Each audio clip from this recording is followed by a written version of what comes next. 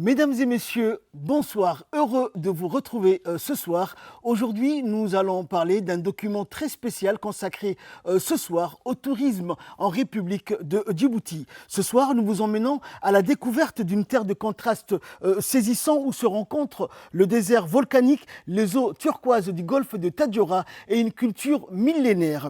Préparez-vous à être émerveillé par des paysages lunaires, à plonger dans les profondeurs de la mer Rouge et à vous laisser charmé par l'hospitalité légendaire du peuple djiboutien aux quatre coins du pays.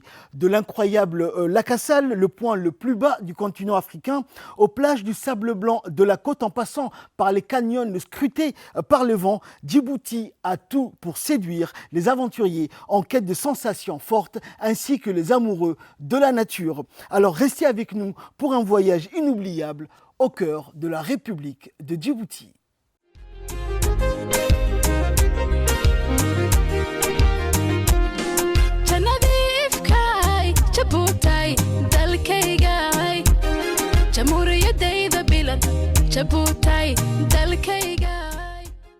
La renommée des sites et campements touristiques de la République de Djibouti n'est plus à faire, puisque le pays regorge d'énormes atouts et potentialités dans ce domaine. Un travail acharné et de longue haleine mené par le gouvernement djiboutien, un secteur qui est appelé à se développer dans un proche avenir et qui va générer des dizaines de milliers d'emplois directs et indirects.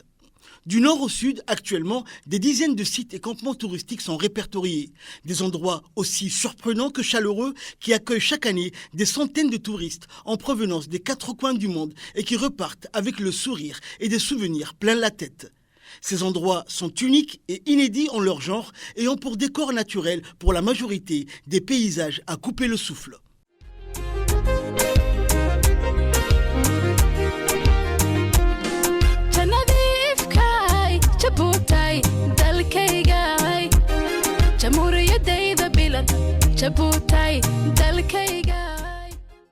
Voilà donc pour ce qui était des principaux sites et campements touristiques du pays. À présent, direction la région de Tadjoura qui abrite de nombreux sites touristiques comme bien évidemment le campement de Diti-Lou, bien connu par les Djiboutiens et les étrangers bien sûr qui viennent découvrir ce site, mais pas que. Tadjoura, c'est aussi des villages estivales où il fait bon vivre durant les périodes de forte chaleur comme Randa ou encore le plateau d'Udaï culminant à plus de 1500 mètres d'altitude. Ces lieux uniques portés par des communautés locales passionnées s'imposent comme des destinations incontournables pour un tourisme responsable et mémorable. Avec ses beaux palmiers et ses blancs minarets, avec ses belles plages et ses maisons sans âge, Tadjoura vous accueille pour cette nouvelle allée. La région de Tadjoura accueille une grande majorité de ces sites et campements touristiques qui accueillent chaque année des milliers de touristes avides d'aventures et de randonnées. Un des plus connus et des plus impressionnants de ces endroits est le campement touristique de Diti-Lou, dans la sous-préfecture de Randa. La particularité de ce campement, à l'instar de ses pairs de la République, est qu'il est situé dans une localité dont la population est partiellement éparpillée et son fonctionnement repose sur le dynamisme de ses habitants. Diti-Lou, c'est l'amour de la nature d'environ 4 décennies pour la valorisation du pays et la découverte des lieux uniques en mêlant l'aventure à la vie locale. L'on a également l'occasion, en seulement quelques jours, de parcourir des paysages extraordinaires et diversifiés. Le tourisme étant un complément de revenus pour les gens du coin. Diti-Lou se présente aujourd'hui comme un sanctuaire et une base de vie de référence pour tous les experts qui viennent faire l'inventaire des espèces animales et végétales du massif du Mont Goda. Ici à Diti-Lou, on est loin de tout, mais en contact avec la nature et la vie locale. Un site d'exception qui ne laisse pas indifférent. Avec ses beaux palmiers et ses blancs minarets, avec ses belles plages et ses maisons sans âge, Tadjoura vous accueille pour cette nouvelle allée. La situation touristique de Randa et du plateau de Daï est axée sur l'écotourisme et le tourisme d'aventure, attirant les visiteurs en quête de nature, de paysages uniques et d'expériences authentiques.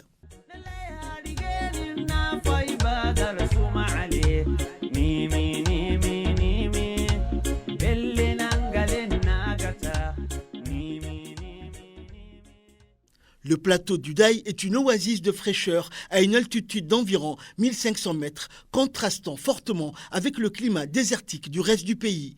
C'est le cœur du parc national de la forêt du Daï, l'une des zones les plus importantes de Djibouti pour sa biodiversité.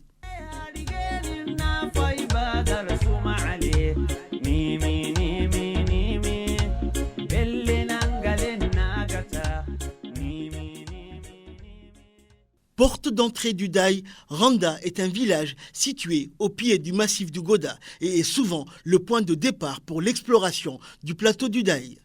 Le village en lui-même est une oasis avec une source d'eau et une végétation plus riche que dans les plaines environnantes. On peut y visiter le bourg et admirer le panorama depuis les hauteurs. Des initiatives sont en cours pour développer le tourisme de manière durable en impliquant les communautés locales dans la gestion des campements et en veillant à une redistribution équitable des bénéfices. L'objectif étant de préserver cet écosystème fragile tout en permettant aux visiteurs de le découvrir. En résumé, la situation touristique de Randa et du Daï est celle d'une destination émergente et spécialisée, ciblant les voyageurs qui privilégient le tourisme vert, l'aventure et l'authenticité. C'est un lieu d'évasion unique qui met en valeur la biodiversité et les paysages de montagne de Djibouti.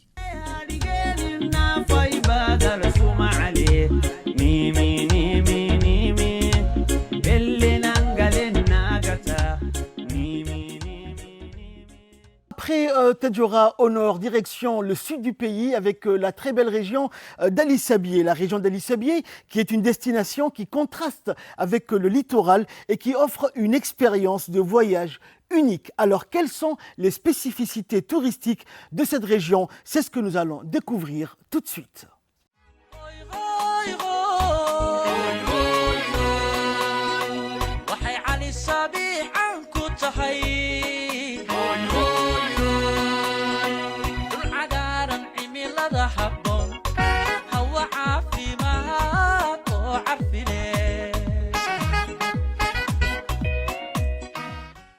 Ali Sabié, c'est avant tout un carrefour entre l'aridité du désert et la fraîcheur relative des hauteurs. À seulement 90 km de la capitale, cette région est un véritable trésor pour les voyageurs en quête d'authenticité et de grands espaces. C'est aussi un territoire de montagnes et de canyons. On peut y explorer le mont Aré ou l'aire naturelle protégée d'Assamo. La région est également riche en histoire, avec des vestiges comme des maisons coloniales et des grottes aux peintures rupestres ou préhistoriques.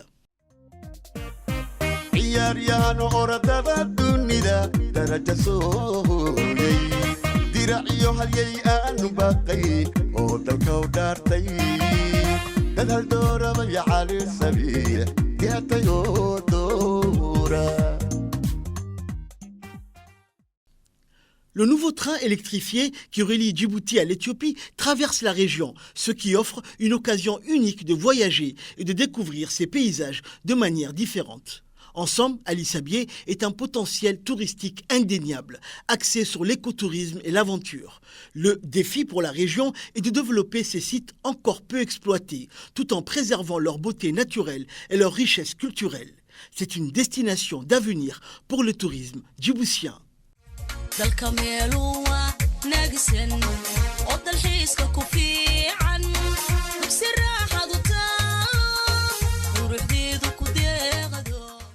Les villages d'Assamo et de Ali Adé sont deux localités importantes situées dans la région d'Ali Sabié.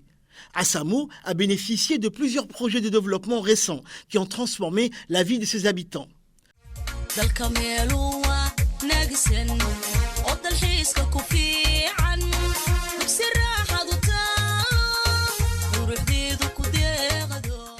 Assamo est un village en pleine expansion et les récents développements ont considérablement amélioré les conditions de vie de ses habitants en valorisant ses ressources agricoles et énergétiques.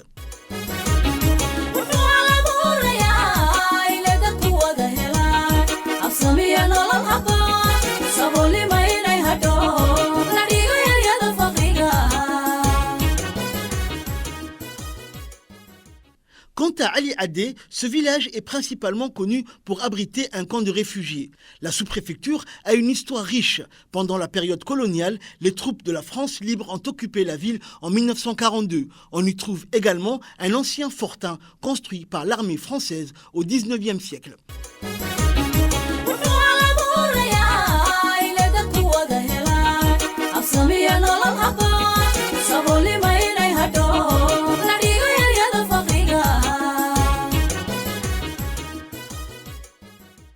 Notre regard va se tourner à présent vers la région du centre, la Benjamin des régions, le dernier né des régions de l'intérieur. Il s'agit bien évidemment de la région d'Arta. Cette dernière est connue pour son climat plus doux et ses panoramas spectaculaires sur le golfe de Tadjoura. Mais qu'est-ce qui fait justement la spécificité de cette destination? Regardez.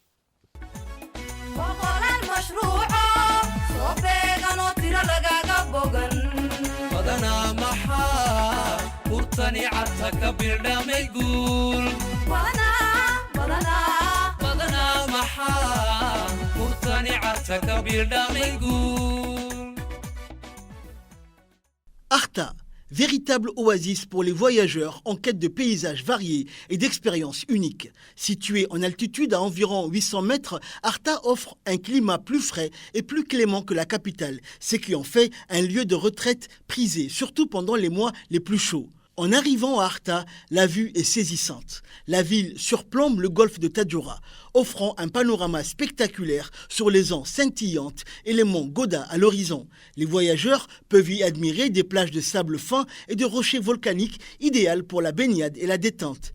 L'un des plus grands atouts d'Arta réside dans son aire marine protégée. Ce sanctuaire subaquatique est un paradis pour les amateurs de plongée. Ses eaux limpides abritent une biodiversité marine exceptionnelle.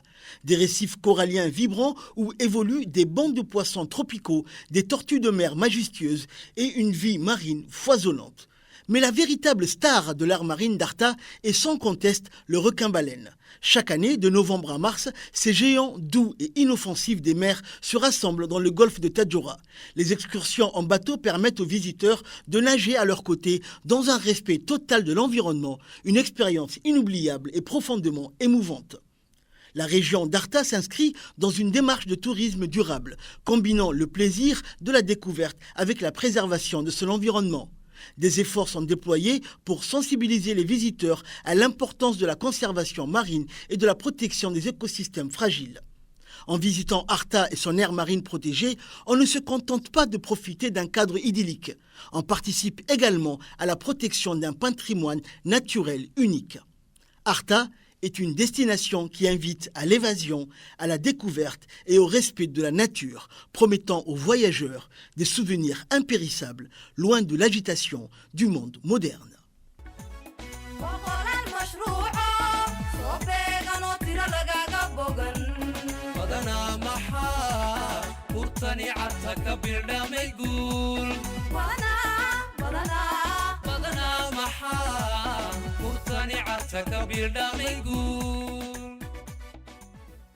Avant-dernière région donc dans ce document spécial consacré ce soir au tourisme, la région de l'Unité, la région de Dikil, souvent surnommée la porte du désert, qui possède un potentiel touristique exceptionnel, encore largement sous-exploité. Ses atouts majeurs résident dans des paysages spectaculaires qui alternent entre lacs salés, volcans éteints et formations rocheuses uniques.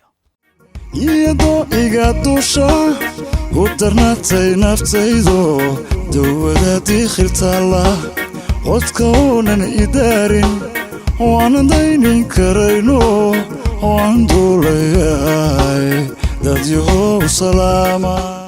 La région du Dikil, située au sud-ouest de la République, possède un potentiel touristique remarquable grâce à la diversité de ses paysages et à son patrimoine unique. Et à l'instar des autres régions du pays, elle offre des expériences authentiques et une immersion dans la nature djiboutienne. Un des sites touristiques les plus prisés, les plus connus et visités est sans conteste le lac Abbé. C'est sans doute le site touristique le plus emblématique de la région et l'un des plus fascinants de tout le pays. Célèbre pour ses cheminées de calcaire aux formes étranges, ses sources d'eau chaude et son paysage lunaire, le lac Abbé est un lieu de tournage cinématographique renommé et un écosystème unique. C'est également un lieu d'observation des flamants roses. La ville de Dikil elle-même offre des points d'intérêt comme son fort construit par les autorités coloniales françaises, son monument à la mémoire d'Albert Bernard et sa palmeraie qui apporte une fraîcheur bienvenue, l'économie locale reposant en partie sur le tourisme.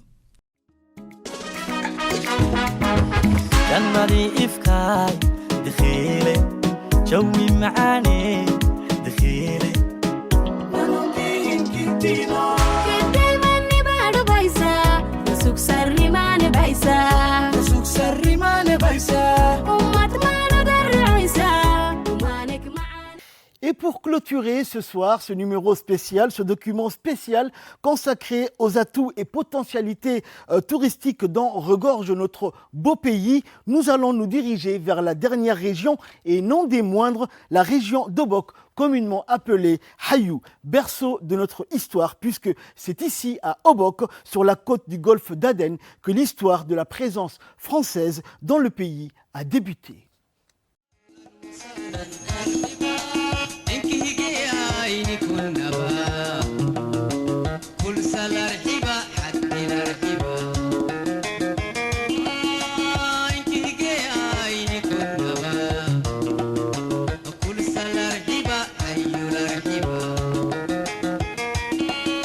La région d'Obok est une destination unique où l'histoire coloniale se mêle à une nature sauvage et préservée.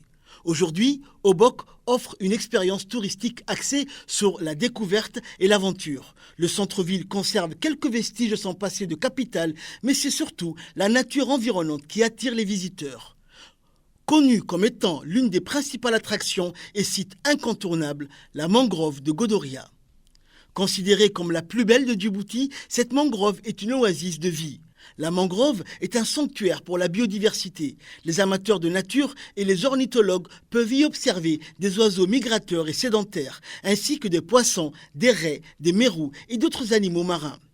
La mangrove est un écosystème fragile, menacé par le surpâturage et la pollution. La situation touristique s'inscrit dans un contexte de développement de l'écotourisme avec des initiatives visant à la fois à promouvoir le site et à le protéger.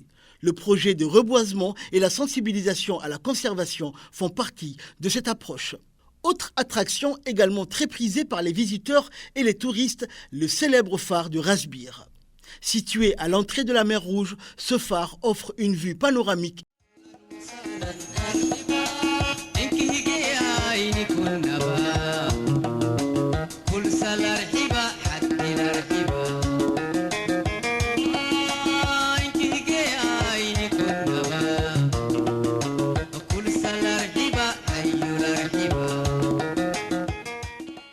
Quel voyage extraordinaire nous venons de vivre ce soir. Des paysages lunaires du lac Assal aux eaux cristallines du golfe de Tadjoura. La République de Djibouti nous a ouvert les portes de ses trésors cachés. Nous espérons que cette immersion au cœur de l'Afrique de l'Est vous a donné envie d'explorer à votre tour cette terre de contraste où la nature se déploie dans toute sa splendeur et où les rencontres humaines sont d'une richesse inoubliable. Djibouti, c'est bien plus qu'une destination, c'est une expérience sensorielle, une aventure qui marque les esprits et les cœurs. Rendez-vous donc pour un prochain numéro tout aussi fascinant. D'ici là, rêvez, voyagez et soyez curieux.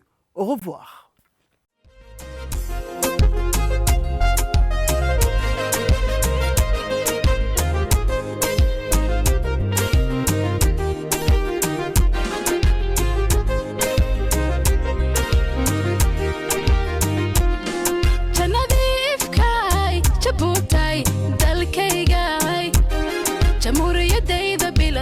Jabuuti dalkayga